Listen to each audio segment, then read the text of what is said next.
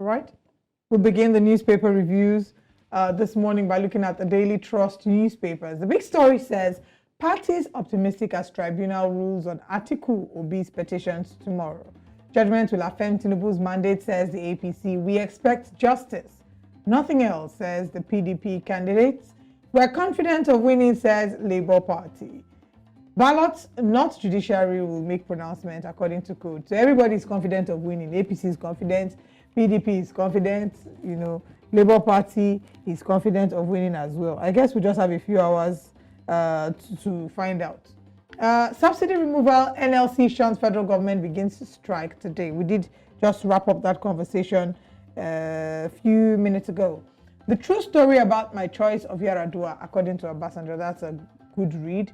Bond kicks as Rivers shuts AIT array power. Palliatives, Kano distributes 457,000 bags of rice and maize to citizens.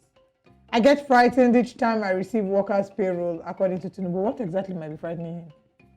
I saw the story and I was saying to myself that, so certain headlines that you read that just make you want to pack your bags and travel, leave Nigeria and never come back because, it's that kind of headline. It's either going to just make you so upset for the rest of the week or just make you laugh until you end up in the hospital because, please, let's not tell jokes this morning, okay, Mr. President? Because I'm like, what exactly is surprising you? Is it that you have to pay salaries that are surprising you? Or the money you are paying? Because it's not like, was their money really increased? I don't understand. It's frightening, or they don't have the money to pay. Like I said, let's not tell jokes this morning, okay? Okay. Moving on, pensions. 72,000 workers not properly captured, according to PENCOM. And final story this morning. 30 trillion naira borrowed from CBN. Inexperienced boy bought jet under Buhari, says Sanusi. Yeah. And slowly, bit by bit, even if it's trickling in, there's more and more people who are starting to speak about, what the economy was like and the issues that, Nigeria went through under the Buhari administration. I'm hoping that there's more, of these voices that speak up. And every government that comes into office, we would always ask, are you going to probe the previous government? Are you going to ask questions about the previous government? They're 100% of the time, they always would say no. They never would actually take steps to probe the previous government, for their the crimes that they committed against Nigeria's economy. There would always be claims about how that government was the most corrupt. If you remember the Goodluck Ebele Jonathan government, pretty much the same thing was said, almost similar was said about the Obasanjo government, about the PDP 16 years in office. But you would never actually see that proper questions are asked, proper auditing is Absolutely done, not. About every ministry, department, and agency. You would never actually see these things. Exactly. And so, it's unimportant, for M.I. Sanusi. It's irrelevant. Whatever it is that they have to say about how many people bought private jets or bought, a new island or bought countries under the Buhari administration.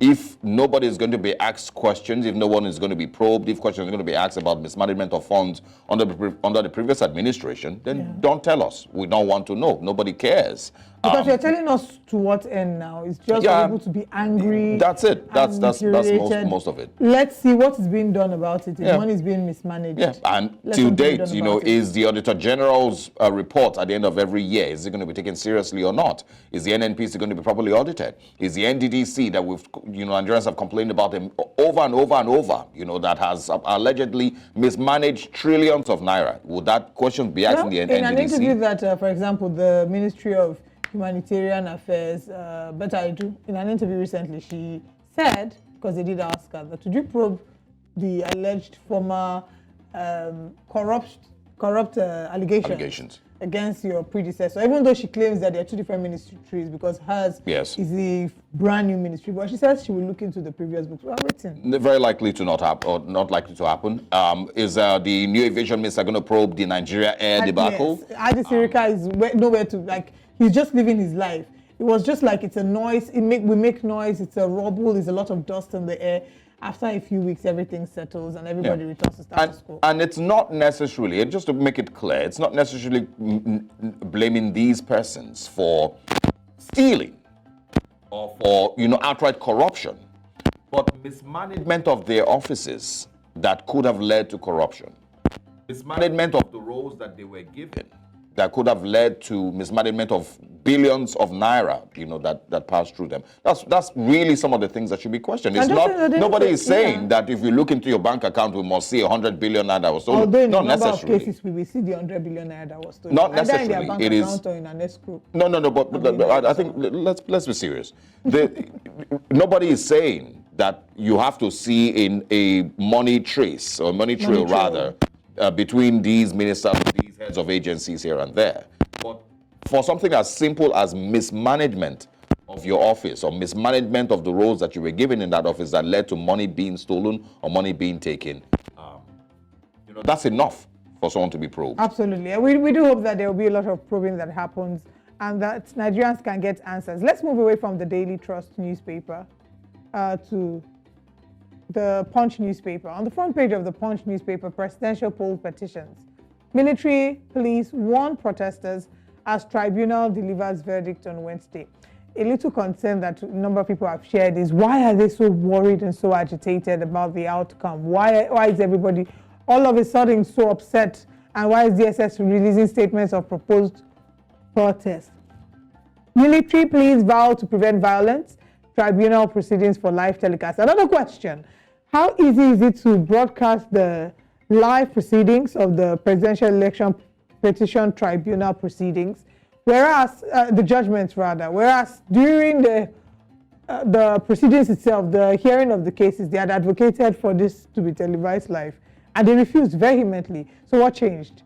Court orders workers to stay away. PDP, Labour Party confident.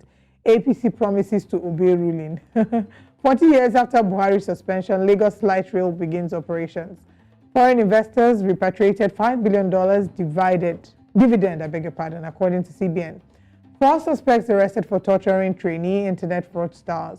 Over 1,000 lawmakers appointees get diplomatic passports. Interesting. Subsidy pains. Labour vows to ground economy, begins strike. The interesting thing about this Labour strike is that it's meant to protest difficulty in living and hardship, but this strike itself is going to worsen the hardship that Nigerians are experiencing in the next few days, today and tomorrow, and maybe after. So as much as they're trying to do it for quote-unquote the benefit of Nigerians, it's going to worsen the life of Nigerians. Things will start getting scarce. There'll be some level of expense, things will get expensive. When there's a strike, there's just a lot of tension in the air, and people will capitalize, business people will capitalize on that. In some cases, to either hoard, there will not be like a fake scarcity. It's just not funny. Anytime there's a strike, it makes us very upset. Maritime bank workers, CSOs plan rally. Federal government begs NLC to shelve strike. Final story, reps summon 6 MDAs over federal government asset sale. That's all we can take on the Punch. Let's head over to the next paper. Just to quickly, mention, that the whoever it is that is, making claims that the Buhari administration mismanaged funds or, ruined Nigeria's economy or whatnot, these people, 80% of them supported Buhari administration in his 2 terms in office. They didn't say a word, they didn't complain, they didn't make the Nigerian, terms pim all through the time that Buhari was in office. So whatever, they're saying today, for me, is worthless to the average Nigerian. And of course, the DSS warning plotters of violence, which is on the Punch this morning. I think is one of the stories that you took. The DS, I'm not sure where it is now, but yes. No, it wasn't one of the stories. I just made reference to it. Oh, okay. Yeah. I think it's on The Nation this morning, but yes, there is, it says the military police warn protesters as tribunal delivers verdict on Wednesday. But of course, it's once again showing that, in the democracy that we practice in Nigeria, the freedom to, freedom of speech, freedom of assembly, freedom of protesting, some of all these things do not really exist in Nigeria's democracy. But we'll see how tomorrow goes. I'm not expecting that there would be any, actual protesting. Nigerians, of course, have high hopes that the judiciary will do what is right for the country and do what is best for the country. Not just that, but of course, stick with the law, stick with the Constitution, stick with the rule of law generally, and lead us in the right direction. But let's move away and see what's going on the Nation newspapers this morning. It says there, federal government, TUC, strike over subsidy payments not needed now. All right. NLC pushes ahead. Sean's meeting with minister. Wage award plan ready in 2 weeks. Presidency cautions against mixing labor matters with politics. Also this morning, the president meets defense chiefs. That was one of the stories from yesterday. And congratulations to Lagosians. After more than a decade, we finally have the Blue Rail line that, of course, is going to be taking passengers. I think they said about 200,000. I'm not sure how many thousand passengers per week or per month across Lagos, which is good news. Congratulations.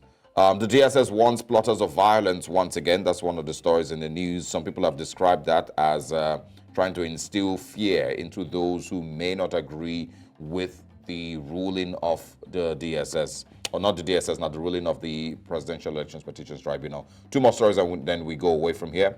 Tribunal verdict on Paul Tinubu and Obi confident. Tolling of federal highways to go on, says Dave Umahi, former governor of Ebonyi State.